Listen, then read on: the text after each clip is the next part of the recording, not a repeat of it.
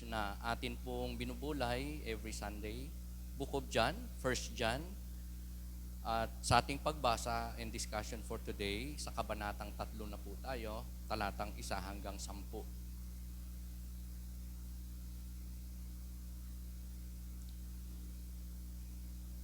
Pangunahan ko po ang pagbasa sa Tagalog na may segment title na Ang Mga Anak ng Diyos.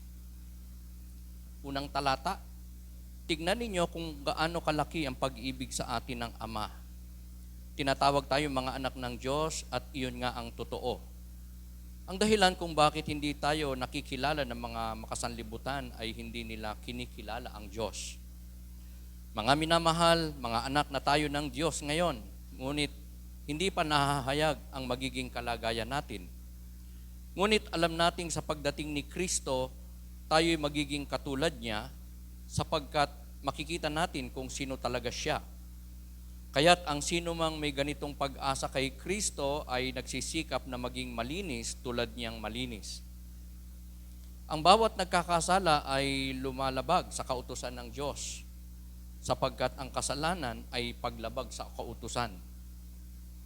Nalalaman ninyong naparito si Kristo upang pawiin ang ating mga kasalanan at siya'y walang kasalanan. Ang nananatili sa Kanya ay hindi nagpapatuloy sa pagkakasala. Ang sino mang nagpapatuloy sa pagkakasala ay hindi nakakita ni nakakilala man sa Kanya. Mga anak, huwag kayong palinlang kanino man. Ang sino mang gumagawa ng matuwid ay matuwid tulad ni Kristo. Ang nagpapatuloy sa pagkakasala ay kampo ng dyablo, sapagkat sa simula pa'y nagkakasala na ang dyablo. Kaya't naparito ang anak ng Diyos upang wasakin ang mga gawa ng dyablo. Ang mga anak ng Diyos ay hindi nagpapatuloy sa pagkakasala, sapagkat nananatili sa kanila ang binhing mula sa Diyos.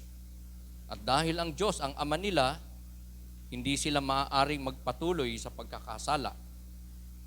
Dito natin makikilala kung sino ang mga anak ng Diyos at kung sino ang mga anak ng dyablo. Ang sino mang hindi gumagawa ng ayon sa kalooban ng Diyos at hindi umiibig sa kanyang kapatid ay hindi anak ng Diyos. Ito po ang mapagpalang salita ng ating Panginoon. Meron po akong ipapakita sa inyo na alam na alam nyo. Okay. Yan. Gusto ko sanang ipakita at ipasuri sa inyo ang 50 peso bill na ito. Kung ito ba ay tunay, mukhang tunay, o fake. Sino ba ang gustong humula? Pwede namang hipuin dito sa malapit-lapit na lang. Parang fake? Ikaw? Fake? Ano pa ang hula natin? Okay? Tunay.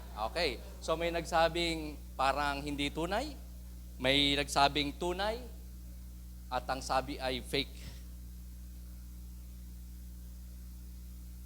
Ang pag-aaral o pagtaya kung ang isang kagaya nito na perang papel ay tunay o hindi, ay sa pamamagitan ng pagkakaroon ng familiarization o kaya ay kakayanang malaman o may knowledge tayo patungkol sa mga tunay na pera. In America, mga kapatid, meron silang grupo ng mga tao na ang trabaho lang talaga ay hanapin yung mga counterfeit money as well as yung mga gumagawa nito. Pero hindi sila trained na alamin ang mga karakteristik ng fake na pera. Kundi sila ay trained sa kung ano ang totoong pera. At yun ang basihan nila. So, sa atin pong mundo, buhay, around us, mga kapatid, even inside God's churches, meron ding mga kagaya ng pera na nagsisirculate, counterfeit, peke, hindi totoo. Hindi totoo na mga Kristiyano hindi totoo na mga lingkod ng Diyos, hindi totoo na mga iglesia ng ating Panginoon. They are children of the devil, according to verse 10 ng ating pong passage. Pero ang tunay na Kristyano, tunay na lingkod ng Diyos, ay dinidescribe sa ating passage. Setting aside sa characteristics ng mga hindi totoong Kristyano, pero binabanggit sa ating passage ang mga characteristics ng mga tunay na mananampalataya. And they are, obviously, and according to the scripture, especially in our passage, sila ay, nagko-commit ng sin, nagkakasala pa rin, pero hindi nagpa-practice o hindi habitual na nagkakasala, sumusuway sa kalooban ng Panginoon. Maraming tao in the Bible ay nakapag-commit ng kasalanan, gaya ni Abraham. Nagsinungaling siya about his wife, na sinabi niyang kapatid lang niya kasi natatakot siyang patayin siya para maagaw sa kanya ang kanyang magandang asawa. Si Moses ay minsang naging impatient. Ang utos ng Diyos, kanyang kausapin lang yung bato at magbibigay ito ng tubig, pero hinampas niya at sinigawan ang bato. Naging magagalitin siya, nagalit siya, naging impatient siya. Si Pedro, alam natin na 3 beses niyang itinatwa ang Panginoon. So these people, though sobrang lapit nila kay Lord, pinili sila ng Diyos, personal nilang nakakausap ang Diyos, nakita ang Diyos, pero nagkasala pa rin. Nakapag-commit ng kasalanan, but never na pinractice nila ang kasalanan. Never na ang kasalanan ay naging habit nila sa kanilang buhay. So sila yan din, gaya ng mga totoong Kristiyano, ay nagko-commit ng kasalanan, nakakapag-commit at times, pero never na nagpa-practice o habitually nagkakasala sa Panginoon. So, today, i-share ko sa inyo ang 3 rason kung bakit ninanais ni Apostol Juan na sumulat ng ating passage na ang mga tunay na Kristiyano ay dapat na nagpapamuhay ng mabuti, nagiging matuwid, banal, malinis, makatwiran sa harap ng Panginoon at ng tao. So may 3 dahilan kung bakit ang mga totoong anak ng Diyos ay dapat na mamuhay ng may kabanalan, katwiran sa kanyang buhay. Ang una is because of the Father's love. Dahil sa pag-ibig ng Diyos. Kasi sa verse 1 pa lang, sinabi na po doon, if I may read sa English, sabi diyan, see what great love the Father has lavished on us that we should be called children of God. Ang Ama ay maibigin. Dahil sa kanyang pag-ibig, kahit na ang tao ay rebellious, kaaway niya, hindi kumikilala sa kanya, pero minahal niya ang mga makasalanan. Tayo po'y minahal ng ating Panginoon. At ang patunay ng kanyang pagmamahal na ito ay sa pamamagitan ng pagsusugo niya ng kanyang bugtong na anak para mamatay, mag-alay ng buhay sa krus para sa ating mga kasalanan, para sa kasalanan ng sanlibutan. Kaya yung great plan of salvation ng Panginoon ay masasabi natin, based on our passage, verse 1 ng atin pong chapter na tinatalakay ngayon, ay dahil sa pag-ibig ng Diyos. Sa John 3:16 ay makikita rin po natin yan. The very heart of the gospel na nagsasabing sapagkat iniibig ng Diyos Ama ang sanlibutan, ang mga tao, ibinigay niya ang kanyang bugtong na anak upang ang sino mang sa kanya ay manampalataya ay hindi mapapahamak kundi magkakaroon ng buhay na walang hanggan.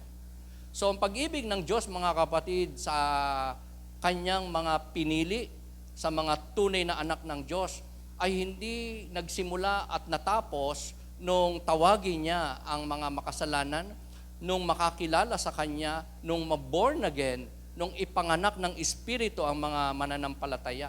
Kundi ito'y magpapatuloy hanggang sa muling pagbabalik ng ating Panginoong Jesucristo. Sa panahon na yan na sinasabing muling magbabalik ang Panginoong Jesucristo, ang mga tunay na Kristiyano ay makikita ng mukhaan ang Panginoong Jesucristo.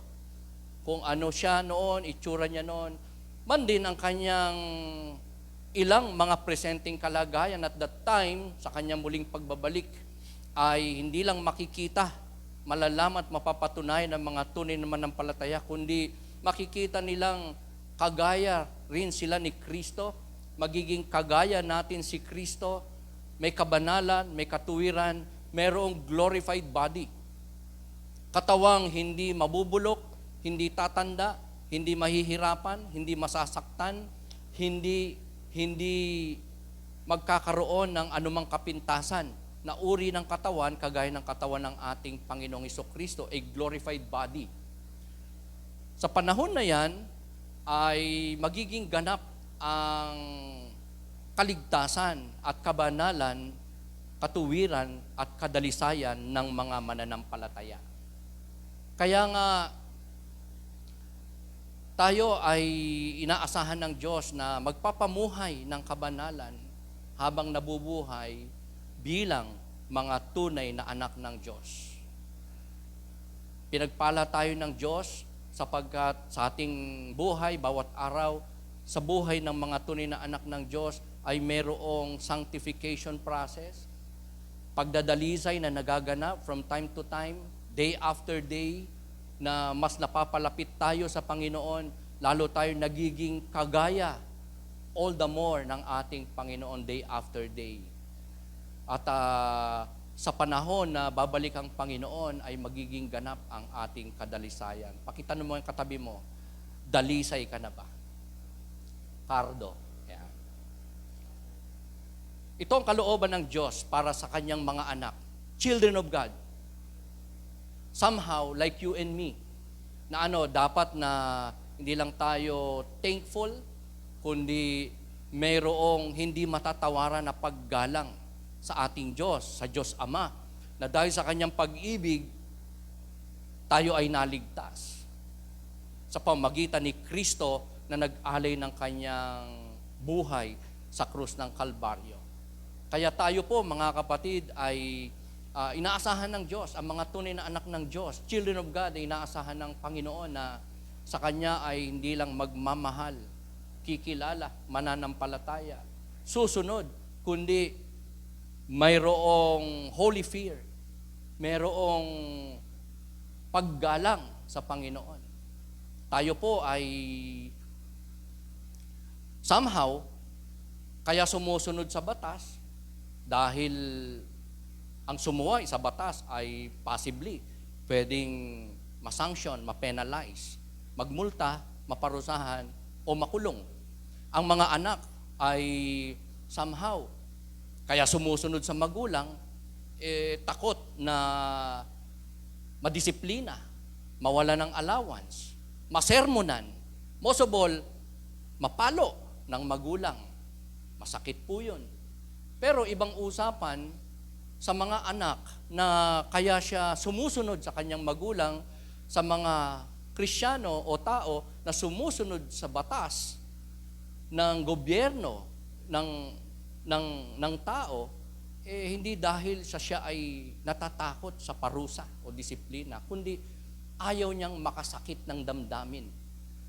Ito ang nais ng Diyos sa mga tunay na anak ng Diyos, na tayo po susunod sa Diyos, magpapakabanal, magpapamuhay ng Kanyang salita, not because we fear God to spunk us, to punish us, to discipline us, to send calamity sa ating buhay and sufferings, kundi tayo ay so concerned na ayaw nating masaktan ang damdamin ng Panginoon. Di ba sa ating mga asawa, sa ating mga mahal sa buhay, ang ganda nito, na kaya natin iniiwasan ang mga ayaw nila, yung mga hindi dapat nating gawin, sabihin, o maging desisyon, ayaw nating masaktan ng kanilang damdamin. Is that right? Di ba? Ayaw nating makasakit. So ang Diyos, mga kapatid, ay may ganito na expectation sa kanyang mga anak na tayo sumusunod, magpapakabanal because God is holy, so we must be holy, not because of fear sa kanyang parusa, kundi ayaw nating masaktan ang damdamin ng ating Panginoon. Are you with me? Nasusundan ba, mga kapatid? So, we should not be deliberately disobeying God, and at times, we try to test His patience. May mga ganun pong Kristiyano, o kaya maraming tao ang ganyan, na pag sumuway, talagang walang pakundangan. At hindi alintana kung ang Diyos ba ay nagigrieve o hindi, kung ang Diyos ba ay natutuwa o hindi. At ito ay isang pagsubok sa pasensya ng atin pong Panginoon. So ang pangalawa po na rason kung bakit ang mga tunay na mananampalataya ay dapat na mamuhay ng may kabanalan gaya ng Diyos ay sa pamamagitan ng kamatayan ni Kristo. Aside from the Father's love, the second one na reason why true children of God should live holy lives is because Jesus died for you and me. Jesus died for the children of God. Jesus died for His enemies sa makasalanan, just like you and me. Naparito ang Panginoong Jesucristo, inalay niyang kanyang buhay sa krus ng Kalbaryo, namatay siya ron for the purpose na pawiin niya ang kasalanan ng mga tao. Mabayaran niya ang kasalanan ng mga tao. At kanyang mawasak ang gawa ng dyablo sa buhay ng mga tao. Ang kasalanan ay, alam natin, in the Holy Scripture, dinidescribe ito na ito isang karumihan. Ito ay corruption sa puso ng tao. Ito ay impurity o uncleanness na nagiging kalagayan ng isang tao na sumusuway, lumalabag sa kautusan ng Panginoon. It is a disobedience, a direct defiance sa batas, utos, kalooban ng Diyos. Yan ang kasalanan. At yan ang ninanais ni Kristo na pawiin, linisin, bayaran, tubusin sa buhay ng mga makasalanan. So, ang tao, basically, mga kapatid, kahit na may mga sagka, may mga kadahilanan para ang tao hindi magkasala, gaya ng mga restrictions, gaya ng mga warning, gaya ng mga penalty, gaya ng mga sanctions, o mga tao na somehow nagiging dahilan para ikaw, ako, o ang isang tao ay hindi makasuway sa kalooban ng Diyos, pero inwardly, nananatili ang isang kalagayan na pagka makasuwayin, makasalanan, at tendency na sumuway sa kalooban ng Diyos. Lahat ng tao ay mayroong sinful nature within. Kaya we know a lot of people out there around us, mga kapatid, ang ganda ng buhay, masunurin sa batas. It seems parang daig pa nga ang tunay na Kristiyano kung mamuhay, matuwid, masunurin sa batas. May restraint, may constraint sa kanya to sin against God, against the government, against anybody else, against his family, against anyone around him, pero inside of him, ibang usapan. Kasi may mga taong masunurin nga sa batas, sumusunod nga. Sobrang nagpapamuhay pa nga ng utos, kalooban ng Diyos na nakasulat. Pero within him, in his inner self, ay merong puwersa na nangingibabaw, nananatili, nag-e-exist. At ito ay isang rebellion sa Panginoon. Rebellion na nasa kalooban. Because may inner self ang isang tao, even Christians such as you and me, na minsan ay nanatiling nagtatagumpay, na please. At ang tao nag-yield sa kapangyarihan nito. Pero mga kapatid, tayo po na nakakilala na sa Panginoon ay naging mga anak ng Diyos because of faith in the Lord Jesus Christ. Yan ang kanyang sinabi sa John 1:12. Malinaw pong sinabi doon na yet to all who receive Him, to all who believe in His name, He gave them the right to become children of God. So ang pananampalataya kay Jesus Christ ay naging daan para ang isang tao, ang mga believers ng Panginoon Jesucristo ay maging mga anak ng Diyos. Tanungin mo mga katabi mo, anak ka na ba ng Diyos? Sa pamagitan ng pananampalataya kay Kristo. Pero, ang mga tunay na nananampalataya kay Kristo bilang pangitagapagligtas by faith ay sinasabi ng ating passage. And I believe personally na hindi nagpa-practice ng kasalanan ang mga tunay na anak ng Diyos. Tunay na nanampalataya na kay Kristo bilang Panginoon at tagapagligtas. Wow! Really, Pastor Vic? Yung mga nanampalataya na kagaya ko, kagaya namin, kagaya natin, hindi na nagpa-practice ng pagkamasuwayin sa utos ng Diyos, ng paglabag, pagkakaroon ng habit na in contrary sa kalooban ng Diyos. Yes, because verse 6 of our passage says, no one who lives in Him keeps on sinning. Walang sino man na nampalataya kay Kristo, na kay Kristo na ang magpapatuloy sa pagkakasala.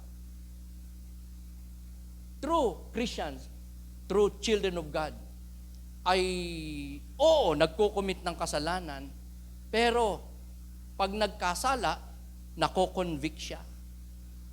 Nagsisisi siya. Nanunumbalik siya sa Panginoon. Hindi na siya masaya sa kanyang nagagawang pagkakasala. Kung siya ay masaya, hindi siya nako-convict sa kanyang kasalanan, at siya ay nagpapatuloy sa isang kasalanan o dalawang kasalanan o mga kasalanang ginagawa sa kanyang buhay, our passage tells us na hindi nila nakikilala ang Panginoong Jesucristo. Meaning, hindi sila tunay o totoo na anak ng Diyos, mananampalataya. A person who deliberately and habitually sins is proving that he does not know Christ. Kaya nga, mga kapatid, nung banggitin sa ating passage ni Apostle John na si Kristo ay muling babalik, yun ang katuparan ng kanyang ipinangako na pagdadalisay, pagkukumpleto ng kaligtasan ng mga mananampalataya, ang kanyang pagkupkop, pagkaon at pagpapakasal sa mga mananampalataya sa kanyang iglesia at that time in His second appearing, in His second coming. Ang kasalanan ay pinawi ng Panginoon Jesucristo sa pamamagitan ng kanyang buhay, ng kanyang katawan at dugo sa krus ng Kalbaryo. At sa kanyang muling pagbabalik, wawakasan na niya. Wawasakin niya completely, finally, ang gawa ng dyablo sa buhay ng tao, sa mundong ito, sa buhay ng mga mananampalataya. Kaya nga, if a man knows God, he will obey God.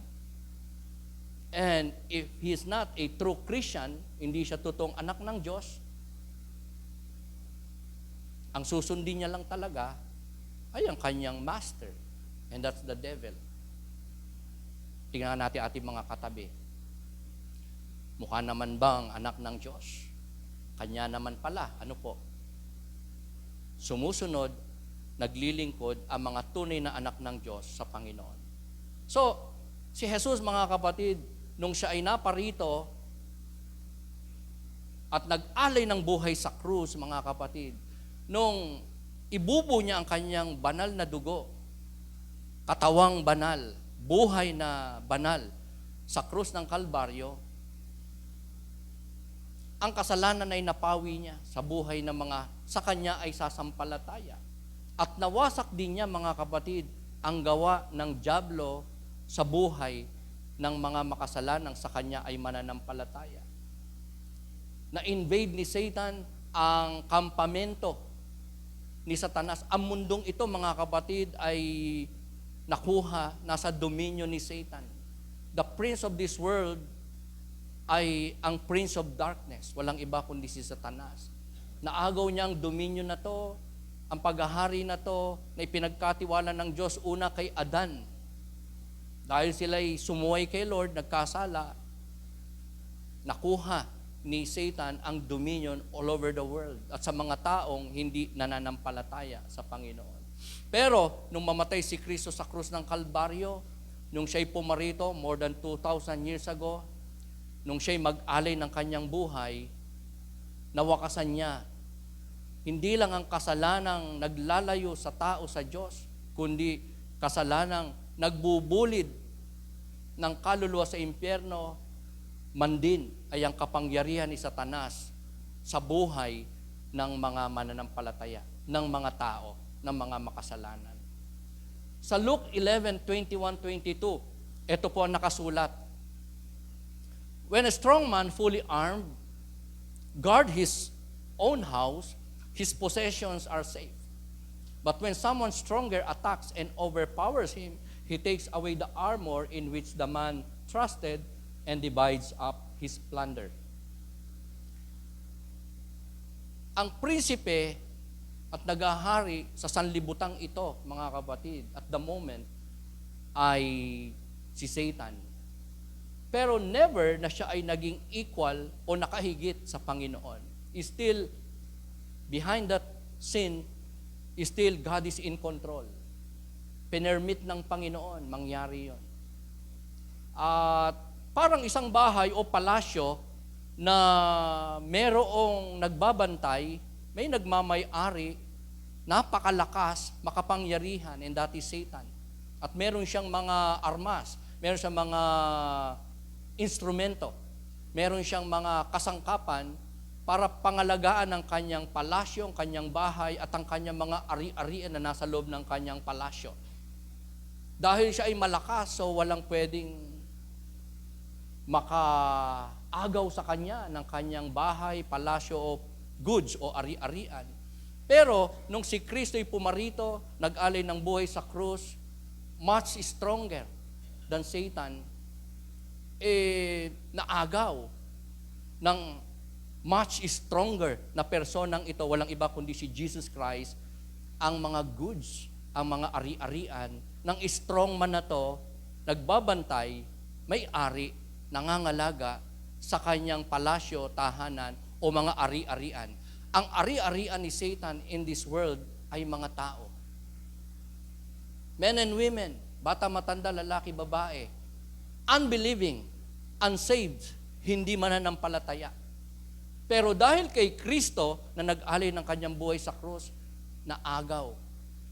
Maraming naaagaw ang Panginoong Jesucristo. Maraming naagaw ang Panginoong Jesucristo sa kamay ni Satanas, mga goods, mga tao, mga buhay na na bago, naging mananampalataya, naging mga tunay na anak ng Diyos. At ang kapangyarihan, kakayanan, kalakasan ng strong man na to, Satan, guardian ng bahay at palasyo, may-ari ng mga goods, ay nawasak, nawalan ng silbi, nawalan ng power, nawalan ng bisa. Naging impaired ang kanyang armaments, ang kanyang weapons. Wala nang naging kumbaga sa armas ay hindi na pumuputok. O kaya blank bullet na. Kumbaga naman sa mabangis na hayop, tigre o leon, atungal na lang ang nakakatakot at hindi na nakakapanila dahil wala na siyang pangil o ngipin. So ang ating Panginoon, mga kapatid, ay tunay na dapat sampalatayanan. nakikilala, kinikilala, sinusunod, pinaglilingkuran, ginagaya ng mga tunay na anak ng Diyos. Tayo na mga mananampalataya, tunay na mananampalataya, ay dapat may confidence tayo. Meron tayong kagalakan, kapayapaan na truly, si Satanas ay wala ng hold sa ating mga buhay. Na ang kasalanan at ang dyablo ay wala ng kapangyarihan over us. People of God, mga tunay na nampalataya kay Kristo bilang Panginoon tagapagligtas. Siya ay isa ng defeated enemy. Sabi mo sa katabi mo, talunan na si Satan. Amen? Talunan na. Natalo na siya ng ating Panginoon Kristo nung mamatay ang ating Panginoon sa krus.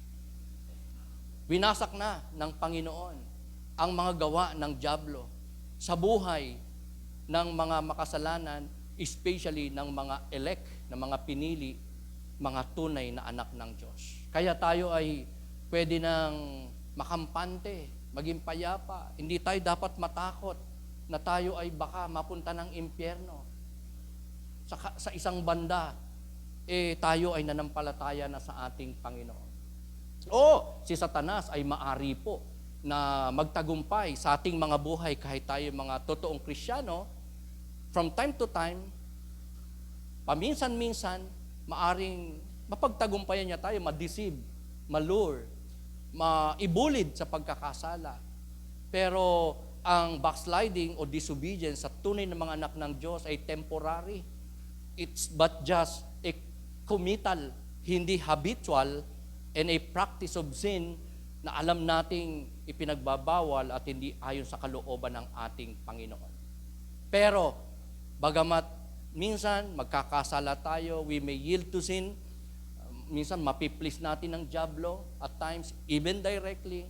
Pero, bukod sa tayo po ay makukonvict, magsisisi, hindi natin pipiling manatili sa pagkakasala, tatalikod tayo sa pagkakasala, magpapamuhay tayo ng kalooban ng Diyos. We must believe and be confident na si Satanas at ang kasalanan ay wala ng kapangyarihan sa ating mga buhay. Satan has already lost the war. Christ has won the battle. Christ has won the victory. Can we say amen? Palakpakan nga po natin ang ating Panginoon. The last but not the least, ang pangatlo po, mga kapatid, na rason for holy living, for true people of God, children of God, ay walang iba kundi ang pakikipisan, ang pagpuspos, indwelling ng banal na Espiritu Santo sa buhay, puso, buhay ng mga mananampalataya. Because in verse 9 ng atin pong passage, it says there, whosoever is born of God does not practice sin because he has a new nature, and that is God's seed that cannot sin. Meron pong nailagay ang Diyos sa puso at buhay ng mga taong kay Kristo na nampalataya. And that is God's seed. Tumutukoy sa Holy Spirit na nasa puso at buhay, katawan ng isang nanampalataya ng totoo sa Panginoong Kristo. At ang mga ipinanganak na muli sa Espiritu, ipinanganak ng Diyos, nagkaroon ng new nature, bagong kalikasan, ay hindi na nagpa-practice, hindi na magpa-practice ng kasalanan. Magko-commit somehow, pero never na magiging habit ang kasalanan, ang pagkakasala. If I may repeat, kung may Kristiyano na nagpapamuhay deliberately ng kasalanan, hindi nakukonvict, nagpapatuloy, habitually, pinapractice ang kasalanan, our passage tells us, hindi niya tunay na nakikilala ang Panginoon. So, ang mga tunay na anak ng Diyos, hindi magpa-practice ng kasalanan because of a new nature, God's seed, Holy Spirit, na nasa kanyang puso at buhay. Kaya siya ay hindi magpapamuhay, mananatili sa pagkakasala. When a person receives Christ as his Savior, he is given new standing. Justification, and new position, sanctification. Ang isang taong nanampalataya kay Kristo bilang pangitagapagligtas ay pinapawalang sala ng Diyos. Napapawalang sala, naabswelto. Meron ng kabayaran ang kanyang kasalanan, and that is the blood, the holy blood ng Panginoong Jesucristo na kanyang binubo sa krus ng Kalbaryo. At siya ay day after day nasa-sanctify. And by faith, kahit buhay pa, assured na ang sanctification process na to.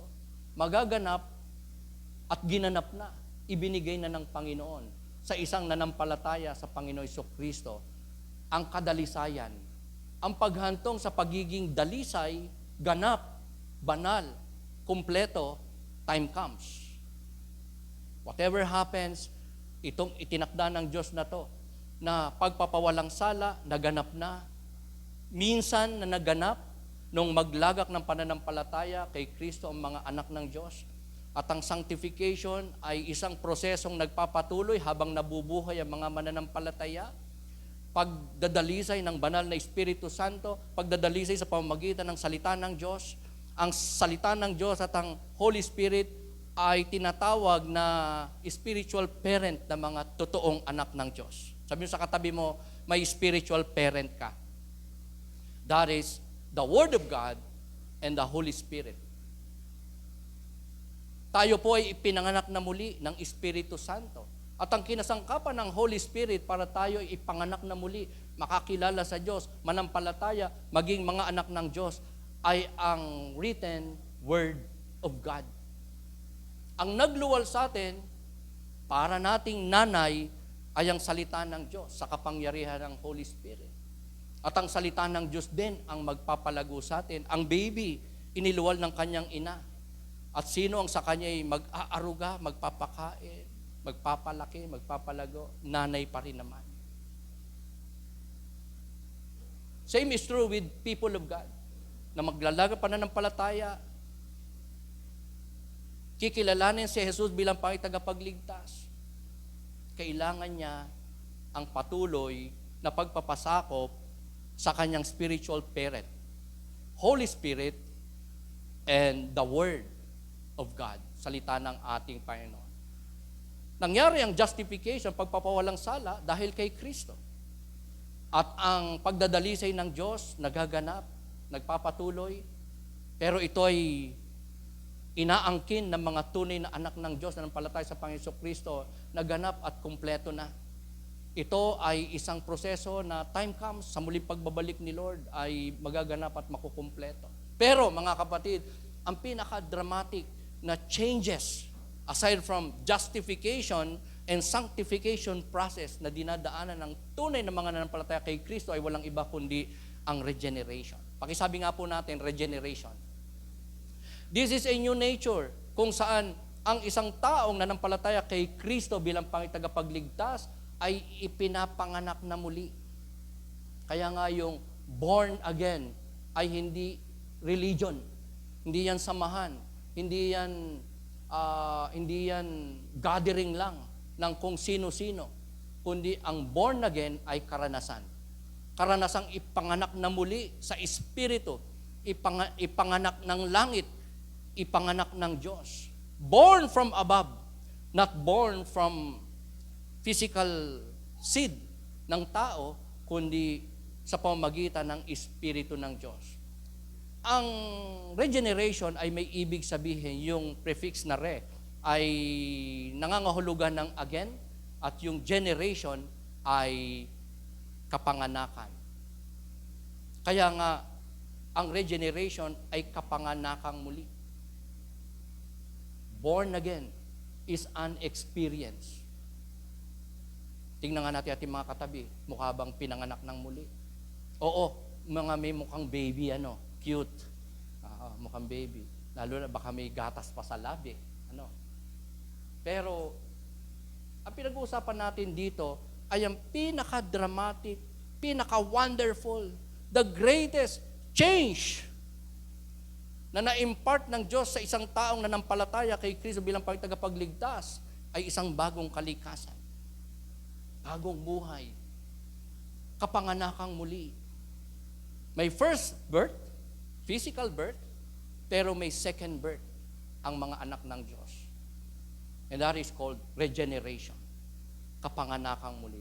Born again experience. Ito lang ang paraan para ang tao ay maging bahagi ng pamilya ng Diyos, maging anak ng Diyos sa pamagitan ng pananampalataya, ma-regenerate, ipanganak na muli, makaranas ng born again experience para maging children of God, child of God, ang isang tao.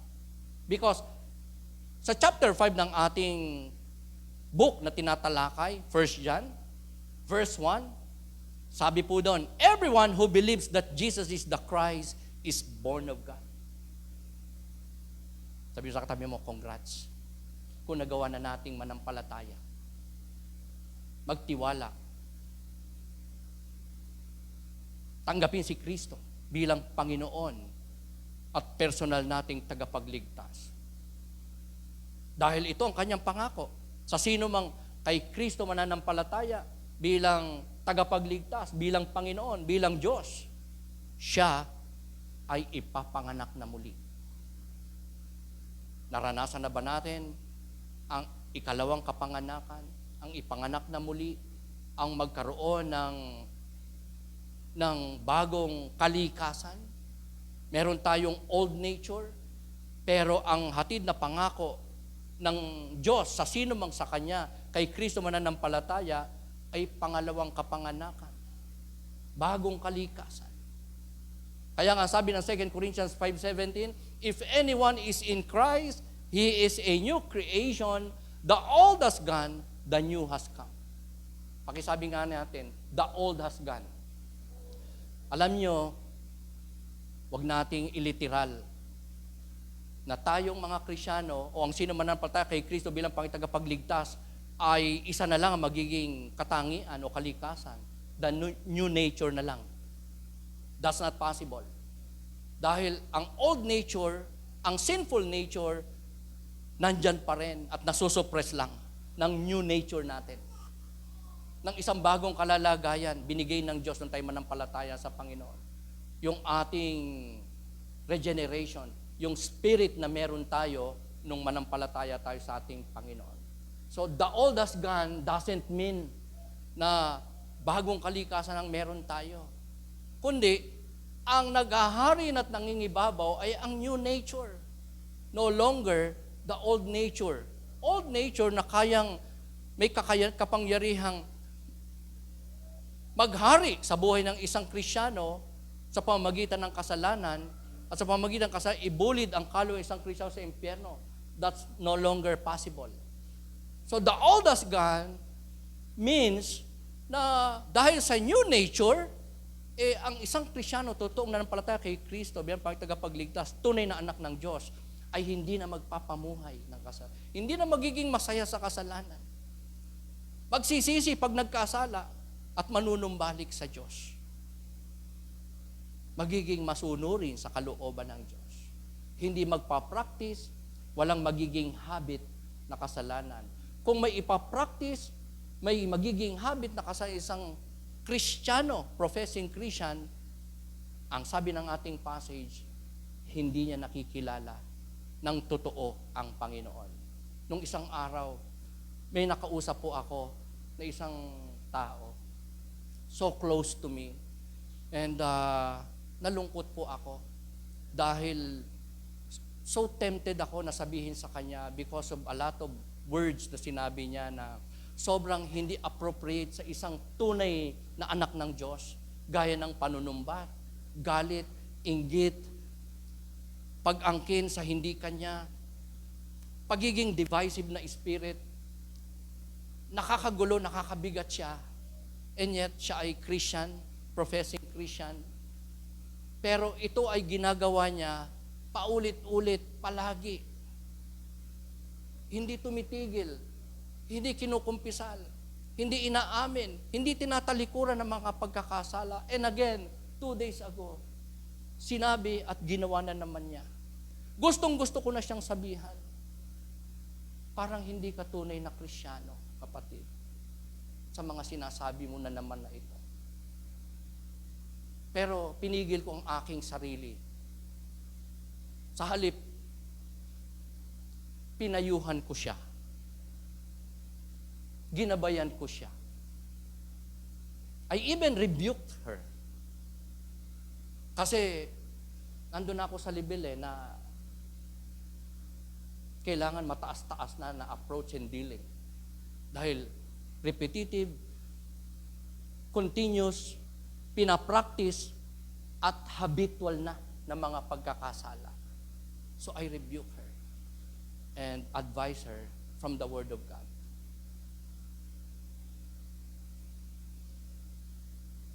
Kaya, kakalungkot po yun.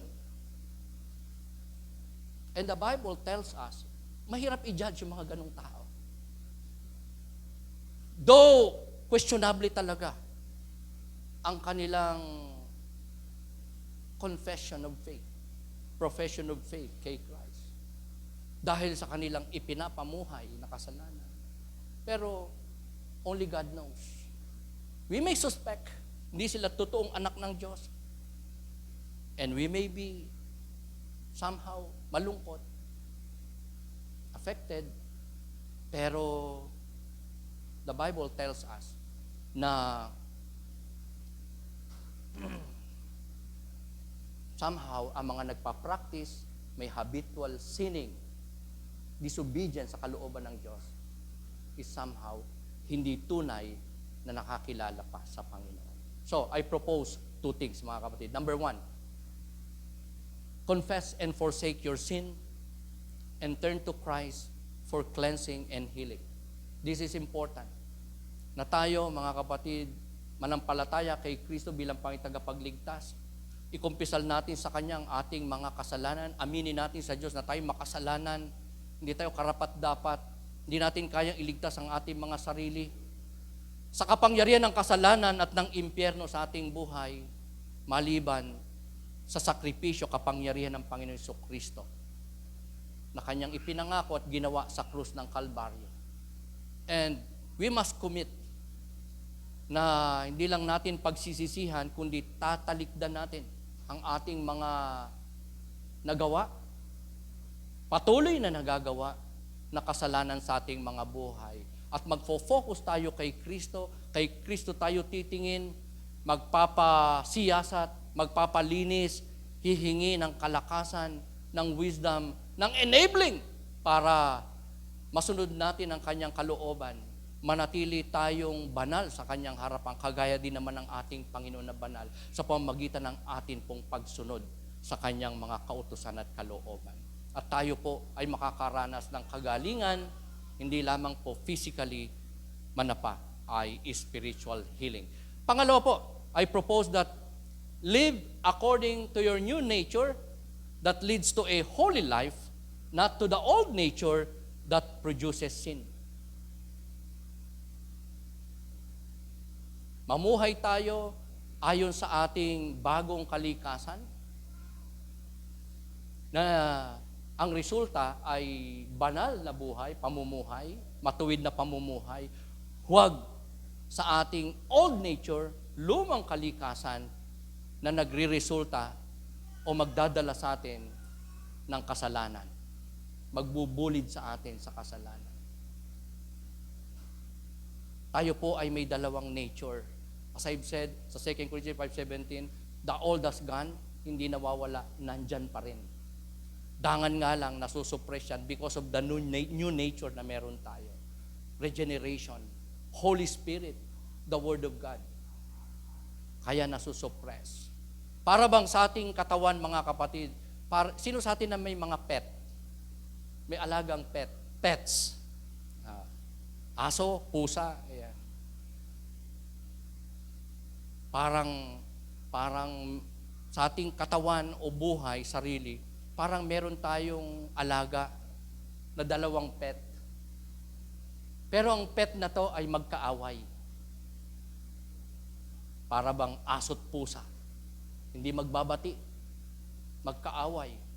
Ang pet na yan na nasa katawan natin, mga kapatid, old and new nature, magkaaway, naglalaban.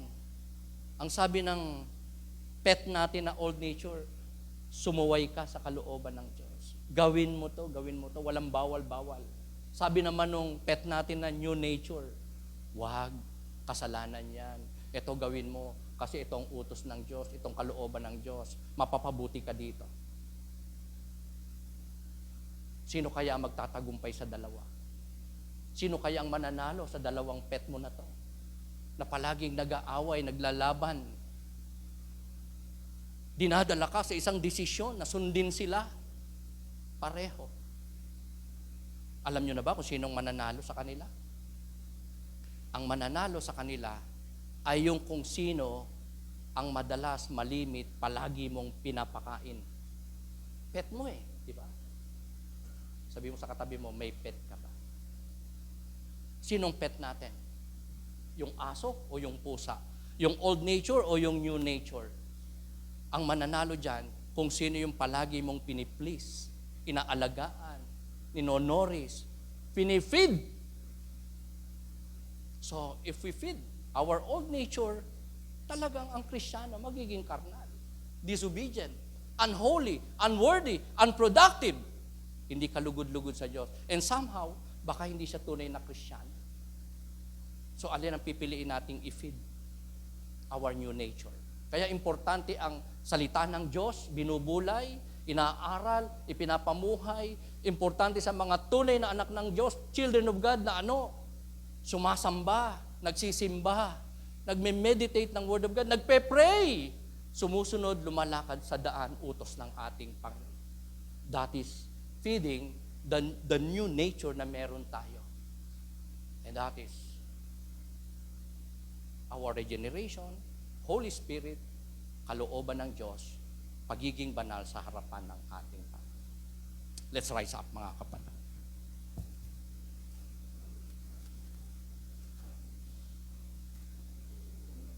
By the way, ang acrostic topic natin, mga kapatid, hulang-hula nyo. Ito kaya, mahulaan nyo kaya yung ating acrostic points? Kasi may premyo ako, mga kapatid. Dati, yung pinapapremyo ko na gift check ng Jollibee ay worth 100. Ngayon, 150. Ano po? FL, JD, SI. Ano ibig sabihin nun? First lady, job description, samahang Ilocano. Ay, purihin natin mga Ilocano dito. Okay. Pero ang ibig sabihin nito, mga kapatid, ay mga rason kung bakit tayo dapat na mamuhay ng may kabanalan bilang mga tunay na anak ng Diyos because of the Father's love, because of Jesus' death, He died for us, mga kapatid, and because of the indwelling of the Holy Spirit sa atin po mga puso at buhay. Yeah. Ayan po yung premyo ko sa nakasagot, kagawad. Okay. Ito po. Okay. Ay, wala palang mukha ito. Ba't may mukha dyan? Okay. Benjo, paliwanag mo to.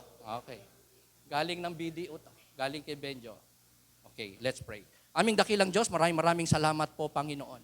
Binigyan nyo kami today ng kaliwanagan about our true sonship. At ito'y dahil sa inyo pong pagpili sa amin, pagtawag sa amin, pagbibigay sa amin ng pananampalataya, kakayanang manampalataya sa iyo bilang Pangitagapagligtas. Ipinanganak mo kami, O Diyos, sa kapangyarihan ng inyong Espiritu Santo at salita. At sa inyong salita at Espiritu din naman kami inaasahan yung lalago, magsasubmit, magpapasakop, magpapamuhay. Panginoon, patawarin niyo kami sa mga kasalanang habitually nakukumit namin. And yet, hindi po namin maamin sa iyo, hindi namin may kumpisal sa iyo na ito'y kasalanan. Bagamat kami convicted, we still continue to commit that sin, practicing that sin, even habitually. Forgive us And we pray, Lord, bigyan nyo kami ng kakayanan na ito po ay ma-overcome namin. Maisuko namin sa iyo, hindi lang maamin na kasalanan, kundi matalikdan. At ang magawa't masunod na namin from now on ay ang inyo lamang mga kautusan at kalooban. Bigyan nyo kami ng kalakasan from your Spirit, from your Word, na sa aming pagbubulay, sa aming pakikiisa sa Espiritu, kami po ay truly ma-empowered, magkaroon ng kalakasan, karunungan, resources, enabling, and victory na i-please kayo, Panginoon. Huwag naming masaktan ang inyong puso, ang inyong damdamin. Hindi dahil natatakot kami sa iyo na maparusahan kami, kundi ayaw naming labagin, basagin ang inyo pong pag-ibig na ipinagkalob sa amin sa pamagitan ng inyong bugtong na anak, sa pamagitan ng sakripisyo ng Panginoong Jesucristo sa krus ng Kalbaryo. You loved us. At kami po ay humingi ng tawad dahil may mga panahon hindi namin kayo naibig. Nauna namin ay mga sarili. In fact, deliberately pa nga nakasuway kami sa inyong kalooban. Paulit-ulit naming nagagawa ang kasalanan. Subalit kayo, Panginoon, ay may ipinangako sa amin na kakayanan, kapamaraanan, upang ang maghari sa aming buhay ay ang katuwiran at kabanalan. Ito ay walang iba kundi ipamuhay namin ang aming new nature. Magpasakop kami sa inyong spirito at salita. Maging obedient sa inyong kalooban. Ibigin kayo, pakinggan kayo, pagtiwalaan kayo, paglingkuran kayo sa aming mga buhay in every area of our lives. Hanggang sa dulo ng panahon, hanggang sa muling pagbabalik po ninyo. O Diyos, salamat po sa kalikasang binigay nyo sa amin. Salamat po. Ginawa nyo kami mga anak nyo. Inangkin po namin ang inyong biyaya at pagpapala. Ngayon hanggang wakas. At ito ay nangyari at magaganap sa sakripisyo ni Kristo sa krus ng Kalbaryo. Dahil sa kanyang pangakong hindi magkakabulan. Dahil sa katapatan, kabutihan, at kapangyarihan ng Diyos. Salamat, Ama, pinupuri namin kayo dinadakila. Ito po ang aming mga samo at panalangin na may pagkilala, pagsamba, pagluwalhati, pagpapasalamat na din po sa inyong habag at biyayang pinagkalob sa amin, making us, your people, children of God. All glory we give you, our Most High God. All this we pray with faith and thanksgiving in the name of your Son, Jesus Christ. And we say, Amen. Amen. Amen.